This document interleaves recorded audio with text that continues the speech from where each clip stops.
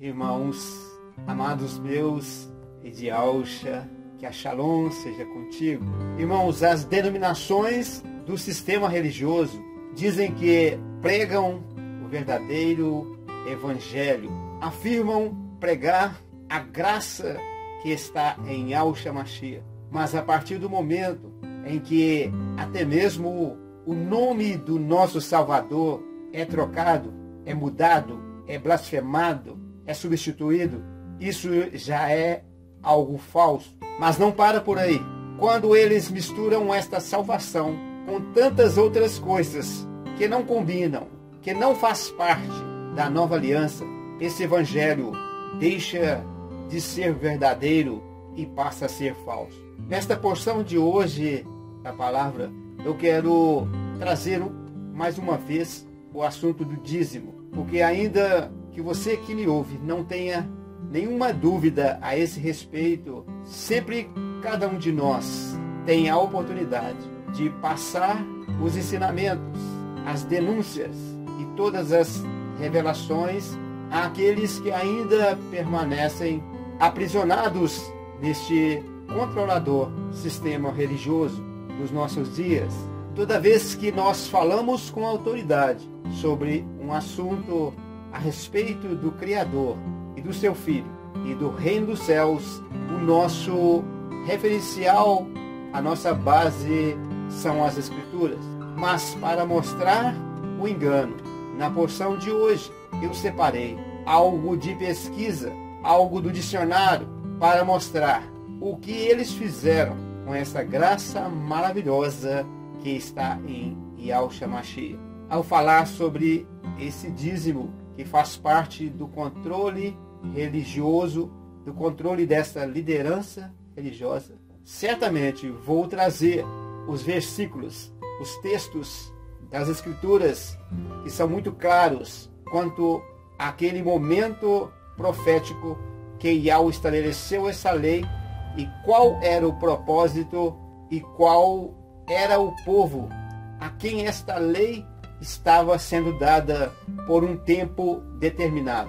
Mas hoje vou limitar apenas para mostrar esse contraste dentro daquilo que é praticado hoje, e com esta pesquisa nós vamos ver que se trata de algo que não se originou na lei de Yahweh, mas sim na tradição dos homens. De acordo com o dicionário Wikipédia, o dízimo é 1/10 de algo pago como contribuição a uma organização religiosa ou imposto obrigatório ao governo.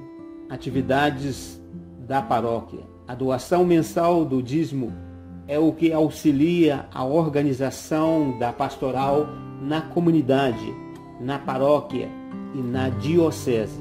Todo o valor é investido na igreja, já que, na maioria das vezes, não há uma fonte de renda. O valor total é dividido em porcentagens entregues a 6 departamentos: liturgia, pastoral, comunitária, social, missionária e vocacional. Liturgias. As despesas com o culto, entre elas as toalhas, velas, flores, folhas, luz, água, vinho, hóstias, entre outros. Pastoral. Já na pastoral, o valor serve para manter a catequese, realização de retiros, compra de livros e produção de cartazes. Comunitária. A comunitária é a remuneração passada aos padres, funcionários, manutenção e limpeza do prédio, da casa paroquial, da secretaria e outros espaços. Social. Social é o auxílio dado a pobres, idosos, crianças, dependentes químicos e quem estiver em necessidade. Missionária. Já na missionária, a colaboração é com as paróquias pobres da diocese e até mesmo de outras dioceses. Vocacional. Por fim, o dízimo também é dirigido para o atendimento vocacional, que é a formação de lideranças como padres, ministros e catequistas. Dízimo deve ser doado sem obrigação. Ninguém é obrigado a oferecer o dízimo. Ele deve ser doado de boa vontade, com a mesma regularidade com que o fiel recebe seus ganhos regulares. Não deve ser taxado como tributo, um alívio para a consciência ou uma contribuição para receber o dobro em diante. O dízimo mantém uma comunidade que visa expressar sua fé, atender às necessidades dos mais pobres e os que necessitam de ajuda. Se ainda há questionamentos, dúvidas ou desconfiança, basta procurar a administração responsável e oferecer-se para se envolver mais com o grupo. Quem participa de uma comunidade sabe onde o dízimo é aplicado e compreende que o objetivo é o serviço à vida, ao Evangelho e às necessidades do homem e da Igreja. No catolicismo, durante o Concílio de Tours, em 567, um decreto para a coleta do dízimo foi promulgado.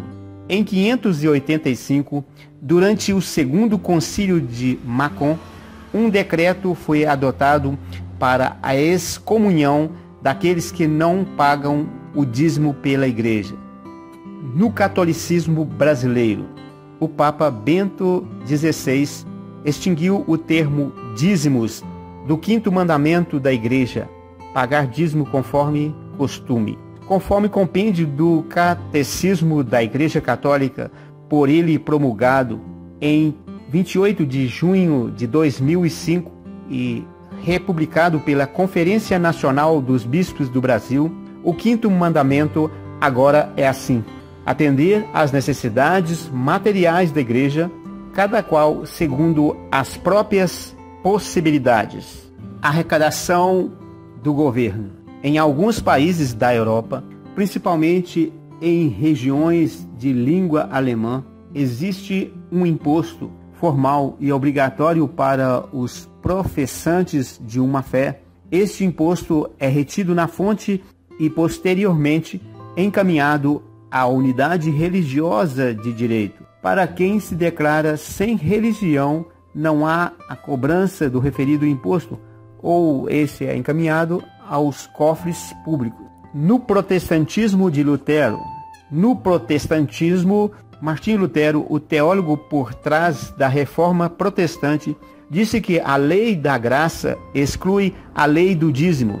Em um sermão de 27 de agosto de 1525, ele mencionou a passagem de Paulo em Gálatas 5:3, onde se diz que quem concordar em viver de acordo com a lei de Moisés seria obrigado a praticar toda a lei. Deuteronômio 28:58. Boa parte das denominações protestantes acreditam no dízimo como um modelo de generosidade não obrigatória, ou que as despesas da Igreja e de suas missões devem ser custeadas de forma voluntária. No cristianismo evangélico, as posições no dízimo variam de acordo com as denominações. Em algumas igrejas evangélicas, o dízimo é considerado obrigatório e o sujeito ocupa grande parte de cada culto. Para algumas denominações, o dízimo é um modelo de generosidade sem obrigação. A teologia evangélica considera que, sob as doutrinas do sacerdócio universal dos crentes e o mandado de ajudar o próximo universalmente, a prática do dízimo se torna impraticável. Controvérsias. Uma doutrina particularmente controversa com dízimo é a teologia da prosperidade, que se espalhou nas décadas de 1970 e 1980 nos Estados Unidos, principalmente por teleevangelistas pentecostais e carismáticos. Esta doutrina é centrada no ensino da fé cristã como um meio de enriquecer-se financeiramente e materialmente, através de uma confissão positiva e uma contribuição para os ministérios cristãos. Promessas de cura divina e prosperidade são garantidos em troca de certos montantes de doações. Alguns pastores ameaçam aqueles que não dão o dízimo com maldições, ataques do diabo e pobreza. As coletas de ofertas são múltiplas ou separadas em vários cestos ou envelopes para estimular as contribuições dos fiéis, muitas vezes associada ao dízimo obrigatório. Esta doutrina é, por vezes, comparada com um negócio religioso. Esta é a porção de hoje e não perca a sequência desse estudo. Fica na Shalom de Alcha. Forte abraço, meu amado.